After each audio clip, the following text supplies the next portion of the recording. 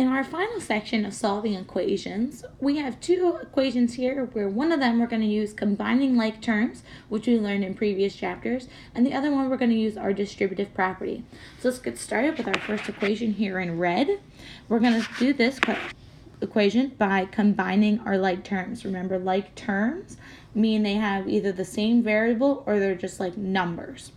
What I'm going to do is I'm going to draw my line through my equal sign to keep myself organized as always. On this side of the equation, I have a 3x and a 2x. So I can put those two together to get 5x. Now this 4 and this 34 are technically like terms, but because they are on opposite sides of the equal sign, I cannot put them together.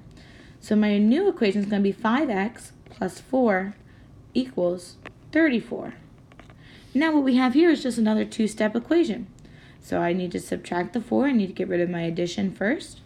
Then I have 5x will equal 30. And when I divide by 5, that is going to get me x equals 6.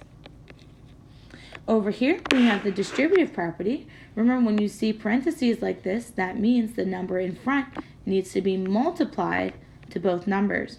So this is really going to be 2x plus 10.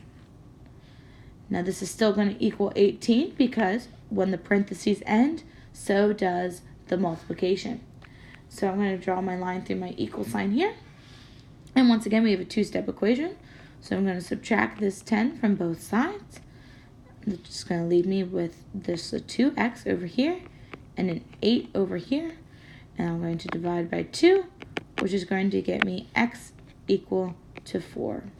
And that is as tricky as these equations will get. So you need to be able to combine like terms and use the distributive property when approaching these equations.